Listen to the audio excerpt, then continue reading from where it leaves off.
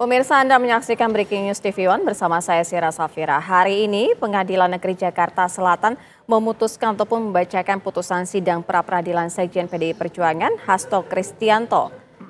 Sidang putusan ini dipimpin Hakim Tunggal. Yang mulia, perkenankan kami menyampaikan bahwa di sidang yang mulia ini kami masih mendengar suara-suara orang demo di depan. Kami memohon kepada pihak keamanan dalam hal ini Polri untuk dapat menertibkan karena sudah mau masuk ke persidangan. Terima kasih yang mulia. Baik, saya kira para aparat keamanan sudah mendengar sendiri ya, tentu ditindaklanjuti agar ditindaklanjuti supaya pembacaan putusan bisa didengar dengan sebaik-baiknya. Barangkali bisa dilaporkan ke komandan yang bersangkutan. Kita mulai ya. Putusan nomor 5 Pitpra 2025 PN Jakarta Selatan. Demi keadilan berdasarkan ketuhanan yang Maha Esa, Pengadilan Negeri Jakarta Selatan kelas Suta khusus yang mengadili permohonan pra-peradilan telah menjatuhkan putusan sebagai berikut dalam permohonan Hasto Kristianto beralamat di Villa Taman Kartini Jalan Geraha Asri 6 Romawi Blok G 3 Romawi nomor 18 Kota Bekasi, Provinsi Jawa Barat dalam hal ini memilih domisili kuasa hukumnya yang memberikan kuasa kepada Profesor Dr. Todung Mulya Lubis, SHLM dan kawan-kawan, para advokat dan penasihat hukum yang tergabung dalam tim advokasi yang beralamat di Jalan Diponegoro nomor 58 Menteng, Jakarta Pusat. Berdasarkan surat kuasa khusus tertanggal 6 Januari 2025 yang telah didaftarkan di Kepaniteraan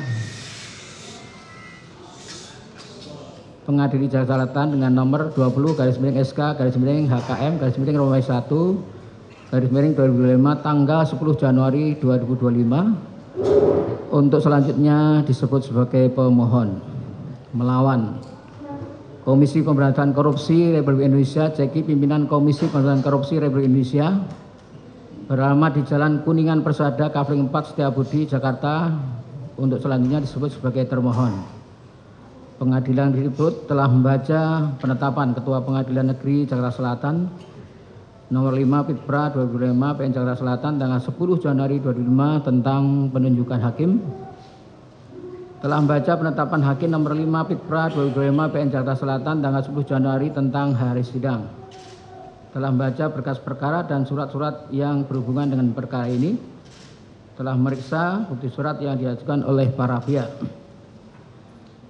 Menimbang bahwa pemohon melalui surat permohonan tertanggal 9 Januari 2025 yang telah didaftarkan di Kepanitiaan Pengadilan Jakarta Selatan, register nomor 5 Pitpra 2025 PN Jakarta Selatan, telah mengajukan permohonan pra-peradilan mengenai sah atau tidaknya penetapan tersangka dengan alasan sebagai berikut. Tidak akan kami bacakan.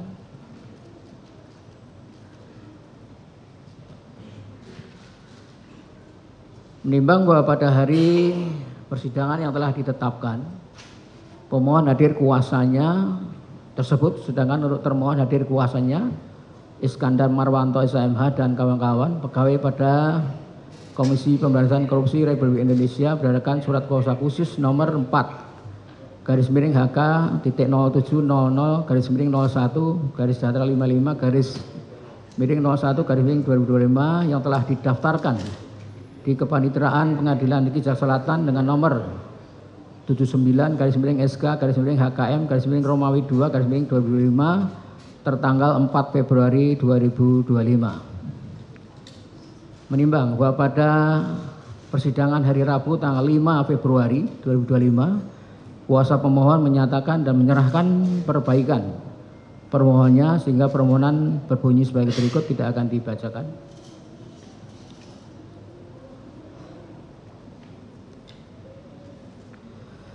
Menimbang bahwa terhadap permohonan pra-peradilan yang diajukan oleh pemohon tersebut, termohon telah mengajukan jawaban yang pada pokoknya sebagai berikut, tidak akan dibacakan.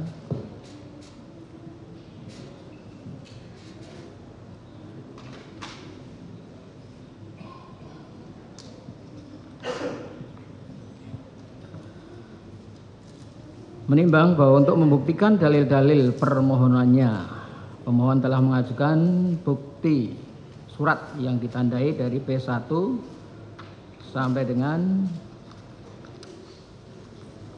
P47. Menimbang bahwa fotokopi bukti surat tersebut telah diberi meterai cukup dan telah dicocokkan dengan surat-surat aslinya, dan ternyata sesuai dengan bunyi surat aslinya kecuali bukti P6A, P6B, P6C, P8, P9, P10, P12, P13, P15, P16, P38, dan P41. Pemohon tidak dapat menunjukkan aslinya di persidangan. Untuk bukti P14, P17, P18, P19, P20, P21, P22, P23, P24, P25, P26, P27, P28, P29, P30 sampai dengan P37, P39, P40, P43, P44, 45, 46, dan 47 berupa print out. Sedangkan untuk bukti P1 berupa soft copy. Menimbang bahwa selain bukti-bukti surat tersebut di atas, kuasa pemohon di persidangan telah mengajukan 2 orang saksi, yaitu Agustiani Theofredelina dan saksi Kusnadi. Saksi-saksi mana telah didengar keterangannya di persidangan di bawah sumpah. Menimbang bahwa selain bukti-bukti surat dan saksi tersebut di atas, kuasa pemohon juga telah menghadirkan alat bukti berupa keterangan ahli, 4 orang ahli, Dr. Marwaran Siahaan SMH, Dr. Khairul Huda SMH, Profesor Dr. Jamin Ginting SMH, serta Dr. Makhrus Ali SMH.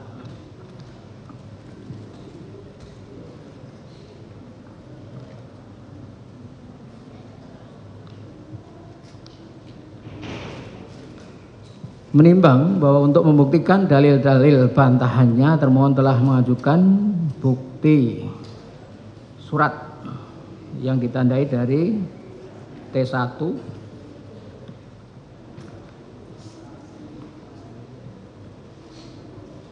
sampai dengan T154. Menimbang bahwa fotokopi bukti surat tersebut telah diberi meterai cukup dan telah dicocokkan dengan surat-surat aslinya, dan ternyata sesuai dengan bunyi surat aslinya kecuali bukti T3 sampai dengan T21, T30 sampai dengan T40, T42, T43, T45, T47, T48, 49, T50, T51, T54, T63, T68, T69, T70, T72, T73, T81, T86, T87, T89, T92, T93, T98, T99, T100, T101, 102, 103, 109, T111, 113, 115, 117, 118, T120, T122, T123, T124, T125, T126, T128, T129, T139, T143, T145, T146, dan T147.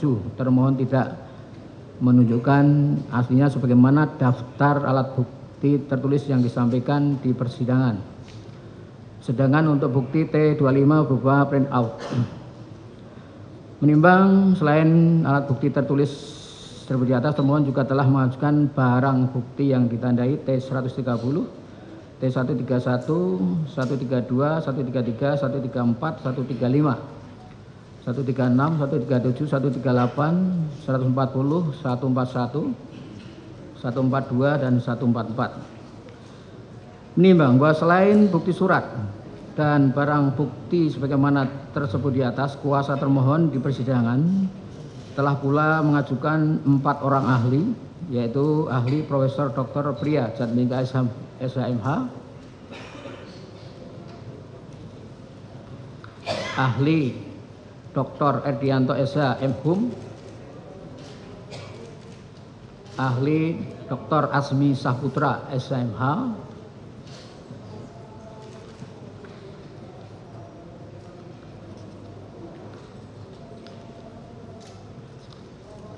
Ahli Taufik Rahman, SH, LLM, PhD.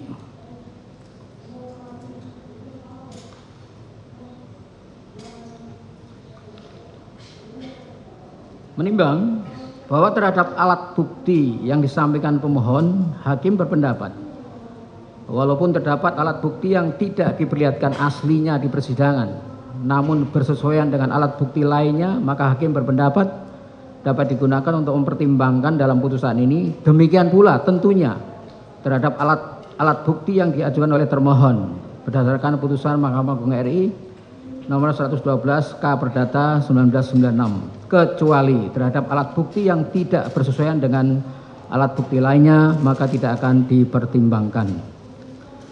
Menimbang bahwa selanjutnya pemohon dan termohon telah mengajukan kesimpulannya masing-masing pada tanggal 12 Februari 2025 sebagaimana termuat dalam berkas permohonan peradilan ini. Menimbang bahwa selanjutnya para pihak tidak mengajukan sesuatu hal lagi ke persidangan dan mohon putusan. Menimbang bahwa untuk menyingkat uraian putusan ini, maka segala sesuatu yang dicatat dalam berita acara persidangan harus dianggap termuat dan merupakan bagian yang tidak terpisahkan dari putusan ini. Tentang pertimbangan hukum. Menimbang bahwa maksud dan tujuan permohonan pra-peradilan pemohon adalah sebagaimana tersebut di atas. Menimbang bahwa terhadap permohonan pra-peradilan dari pemohon tersebut, termohon telah mengajukan eksepsi yang pada pokoknya adalah sebagai berikut. 1. Eksepsi tentang permohonan pra-peradilan merupakan materi pokok perkara tindak pidana korupsi. 2. Eksepsi tentang permohonan kabur atau tidak jelas atau obskur libel. 3. Eksepsi tentang error in objecto. 3. Tentang eksepsi perubahan atau penambahan permohonan. Menimbang bahwa selanjutnya hakim akan mempertimbangkan mengenai poin eksepsi dari termohon tersebut. Ad 1. Eksepsi tentang permohonan pra-peradilan merupakan materi pokok perkara tindak pidana korupsi. Menimbang bahwa dalam hal ini termohon pada pokoknya menyatakan sebagai berikut. 1. Bahwa pra-peradilan bukan lembaga yang berwenang menentukan layak atau tidaknya suatu perkara ke tahap pemeriksaan sidang pengadilan, melainkan hanya melakukan pemeriksaan formil. Penentuan layak atau tidaknya suatu perkara dilimpahkan ke sidang pengadilan merupakan kewenangan penuntut umum. Oleh karena itu, hakim pra-peradilan tidak memiliki kewenangan untuk menilai materi pokok perkara tindak pidana korupsi, apalagi pemeriksaan dalam persidangan pra-peradilan hanya diberi waktu 7 hari serta dilakukan oleh hakim tunggal. 2. Bahwa dalil-dalil pemohon yang seharusnya disampaikan pada pemeriksaan di persidangan pokok perkara pada pengadilan tindak pidana korupsi sebagai hak pemohon untuk melakukan pembelaan atau pledoi. Pembuktian unsur-unsur tindak pidana yang dipersangkakan kepada pemohon dan penilaian kausalitas bukti-bukti haruslah diperiksa, diadili dan diputus pada persidangan pokok perkara di pengadilan tindak pidana korupsi merupakan wewenang mutlak atau absolut dari majelis hakim pada pengadilan tindak pidana korupsi sebagai satu-satunya pengadilan atau special court yang berwenang memeriksa, mengadili dan memutus tindak pidana korupsi. Menimbang bahwa meskipun pemohon menguraikan tentang putusan Pengadilan Negeri Jakarta Pusat nomor 28/Pitsus TPK/2020 PN Jakarta Pusat tanggal 24 Agustus 2020 yang tidak menyebutkan nama pemohon dalam pertimbangan hukumnya sebagai pihak yang turut serta melakukan tindak pidana sebagai pihak yang menerima keuntungan berupa uang, yang mana hal tersebut tidaklah menjadikan permohonan yang diajukan oleh pemohon menjadi tidak beralasan untuk diajukan, karena jika dicermati permohonan pemohon telah jelas menguraikan pokok permasalahan dalam perkara agung adalah tentang penetapan pemohon sebagai tersangka, yang mana penetapan tersangka adalah salah satu objek pra-peradilan sebagaimana ketentuan pasal 21 Peraturan Mahkamah Agung RI nomor 4 tahun 2016 tentang larangan peninjauan kembali putusan pra-peradilan. Menimbang berdasarkan rangkaian pertimbangan hukum sepanjang di atas, hakim berpendapat eksepsi termohon ad 1 tidaklah beralasan hukum dan haruslah ditolak. 2. Eksepsi tentang permohonan kabur atau tidak jelas atau obskur legal. Menimbang bahwa dalam hal ini termohon pada pokoknya menyatakan sebagai berikut. 1. Bahwa tidak ada relevansi antara kritik pemohon terkait kebijakan pajak pertambahan nilai sejumlah 12%, option pajak kendaraan bermotor sebesar 66% dengan perkara pra-peradilan agung. Termohon juga tidak dalam urutan berkaitan, termohon juga tidak dalam urusan berkaitan dengan hal-hal yang didalilkan oleh pemohon tersebut. 2. Bahwa juga tidak ada relevansi antara prosesi pengangkatan pimpinan termohon dengan ruang lingkup pra-peradilan yang hendak diujikan oleh pemohon. Suksesi kepemimpinan pada lembaga termohon tidak seharusnya menjadi alasan. Sekali lagi, termohon bukan organisasi politik yang menggunakan anasir-anasir politik dalam melaksanakan tugas pokok dan fungsi termohon sebagai institusi penegak hukum. 3. Bahwa sungguh tidak linear dengan petitum yang dimohonkan berkaitan dengan kedua hak dalil tersebut. Seharusnya secara formil dalil-dalil dalam permohonan pra peradilan atau posita atau fundamentum petendi, yaitu bagian yang berisi dalil yang menggambarkan adanya hubungan yang menjadi dasar atau urian dari suatu tuntutan. Dalam mengajukan suatu tuntutan, pemohon harus menguraikan terlebih dahulu alasan-alasan atau dalil-dalil yang melandasi pengajuan tuntutan, atau dengan kata lain posita atau fundamentum petendi berisi uraian tentang kejadian perkara atau duduk persoalan suatu kasus. Sedangkan petitum berisi tuntutan apa saja yang dimintakan oleh pemohon kepada hakim untuk dikabulkan. Menimbang bahwa terhadap dalil eksepsi yang diajukan oleh termohon tersebut, hakim berpendapat bahwa apa yang diberikan oleh pemohon di dalam permohonannya merupakan penjelasan atau uraian yang bertujuan untuk mendukung dalil pokok permasalahan pemohon, yaitu penetapan pemohon sebagai tersangka. Namun untuk menilai apakah dalil tersebut memiliki relevansi dengan pokok permasalahan perkara aku, hakim akan mempertimbangannya dalam pokok perkara. Menimbang bahwa akan tetapi selanjutnya setelah hakim mempelajari dan mencermati permohonan pemohon maupun jawaban termohon, yang mana penetapan pemohon sebagai tersangka didasari oleh 2 surat perintah penyidikan sebagai berikut. 1. Surat perintah penyidikan nomor sprint /(-0)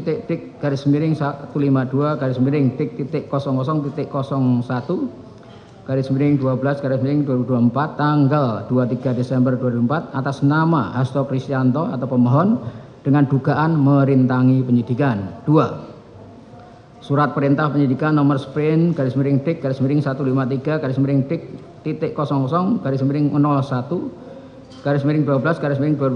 tanggal 23 Desember 2004 atas nama Hasto Kristianto atau pemohon dengan dugaan memberi hadiah atau janji kepada penyelenggara negara. Maka hakim akan mempertimbangkan sebagai berikut.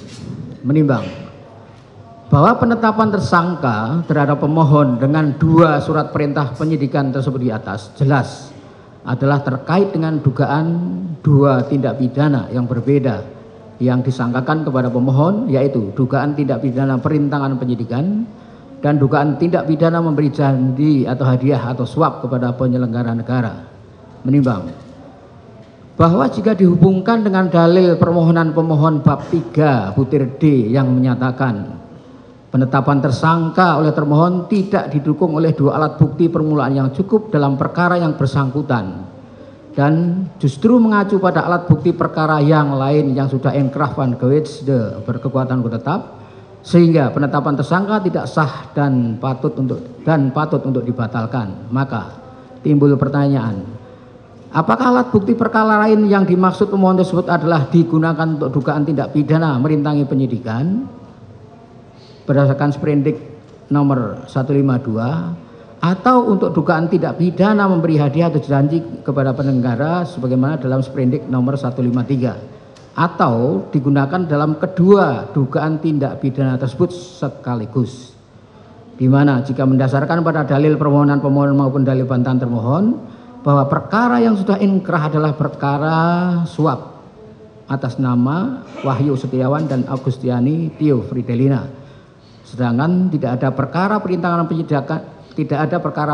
penyidikan yang sudah inkrah sebelumnya. Menimbang bahwa pertanyaan tersebut penting menurut hakim karena justru pemohon dalam permohonan pra peradilan ini mempermasalahkan mengenai penetapan tersangka dalam 2 dugaan tindak pidana pada pemohon yang tidak didukung oleh alat bukti permulaan yang cukup, yang mana tentang bukti permulaan akan dinyatakan sah atau tidak menjadi dasar 2 penetapan tersangka berikut. Sah tidaknya segala upaya paksa yang dilakukan termohon dalam pra peradilan ini, apalagi lazimnya pembuktian terhadap dugaan 2 tindak pidana yang berbeda tentu menggunakan alat bukti yang berbeda pula, maka konsekuensinya tidak menutup kemungkinan terhadap alat bukti yang digunakan pada masing-masing dugaan tindak pidana berbeda dan tentunya berpotensi mempengaruhi hasil penilaian hakim atas keabsahan alat bukti permulaan yang digunakan untuk penetapan status tersangka pada kedua dugaan tindak pidana tersebut, yang bisa saja pada satu penetapan tersangka pada satu dugaan tindak pidana dinyatakan sah, sedangkan pada penetapan tersangka pada dugaan tindak pidana lainnya dinyatakan tidak sah oleh hakim, sehingga pada akhirnya menyulitkan hakim dalam pertimbangan serta amar putusan pra peradilan. Padahal sebagaimana ketentuan pasal 2/4 Peraturan Mahkamah Agung RI nomor 4 tahun 2016 tentang larangan peninjauan kembali putusan pra peradilan, bahwa pra peradilan tentang sah tidaknya penetapan tersangka dilakukan dengan pemeriksaan singkat. Bahkan dalam ketentuan pasal 82/C KUHP dilakukan secara cepat dan dalam waktu selambat-lambatnya 7 hari hakim sudah menjatuhkan putusan, yang mana pemaknaan pemeriksaan singkat walaupun tidak dijelaskan dalam ketentuan Perma nomor 4 tahun 2016 tersebut, namun merujuk pada ketentuan pasal 203 ayat 1 KUHP yang dimaksud pemeriksaan singkat yaitu pembuktian dan penerapan hukumnya mudah. Menimbang bahwa oleh karena alasan tersebut, hakim berpendapat permohonan pemohon seharusnya diajukan dalam 2 permohonan pra peradilan, bukan dalam 1 permohonan. Menimbang bahwa dengan demikian permohonan pemohon yang menggabungkan tentang sah tidaknya 2 surat perintah penyidikan atau sah tidaknya penetapan tersangka dalam 1 permohonan haruslah dinyatakan tidak memenuhi syarat formil permohonan pra peradilan. Maka terhadap eksepsi termohon A2 tersebut beralasan hukum dan patut dikabulkan. Menimbang bahwa berdasarkan berbagai pertimbangan hukum sebagaimana terus di atas, hakim berpendapat bahwa oleh karena eksepsi pada A2 dikabulkan, maka terhadap eksepsi termohon yang lain dan selebihnya tidak perlu dipertimbangkan dan diberi penilaian hukum. Menimbang oleh karena eksepsi termohon dikabulkan, maka terhadap pokok perkara ini tidak perlu dipertimbangkan dan diberi penilaian hukum lagi, sehingga dengan demikian hakim berpendapat bahwa permohonan pra peradilan dari pemohon adalah dinyatakan tidak dapat diterima.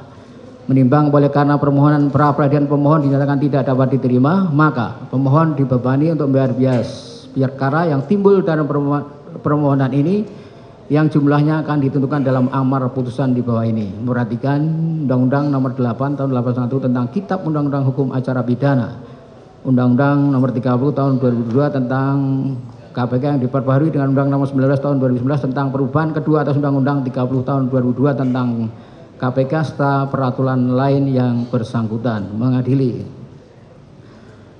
mengabulkan eksepsi dari termohon. 2, menyatakan permohonan pra peradilan pemohon kabur atau tidak jelas. Menyatakan permohonan pra peradilan pemohon tidak dapat diterima. Membebankan biaya perkara kepada pemohon sejumlah nihil. Demikian diputuskan pada hari Kamis tanggal 13 Februari 2005 oleh Juyamunto, Hakim Pengadilan Negeri Jakarta Selatan kelas 1 khusus, dan diucapkan dalam sidang terbuka untuk umum pada hari dan tanggal itu juga oleh hakim tersebut, dibantu Ijat Mokaisa Panitera Pengganti pada Pengadilan Negeri Jakarta Selatan tersebut, dihadiri kuasa pemohon dan kuasa termohon. Demikian putusan sudah diambil. Maka persidangan dalam perkara pra peradilan nomor 5 atas nama pemohon Hasto Kristianto dinyatakan selesai dan ditutup.